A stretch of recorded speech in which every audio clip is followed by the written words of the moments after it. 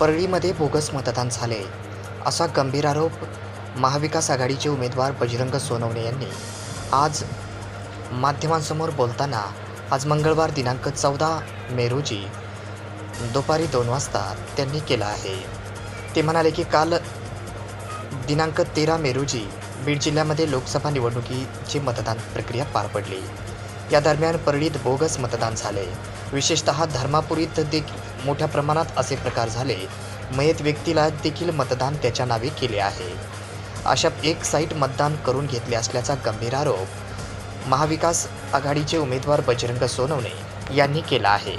निवडणूक आयोगाला मी याच्या अगोदरही एक पत्र दिलं होतं जिल्हाधिकाऱ्यांना की आपण निवडणूक निर्णय अधिकारी आहात, आपण आमच्या परळी तालुक्यामध्ये सेन्सिटिव्ह किंवा जिल्ह्यामध्ये जे सेन्सिटिव्ह बूथ आहेत तिथं तुम्ही CCTV लावा। पण स्पेसिफिक परळी तालुक्यात तरी CCTV कमी लावलेले आहेत आणि काही लावले होते ते बंद होते काही काळ।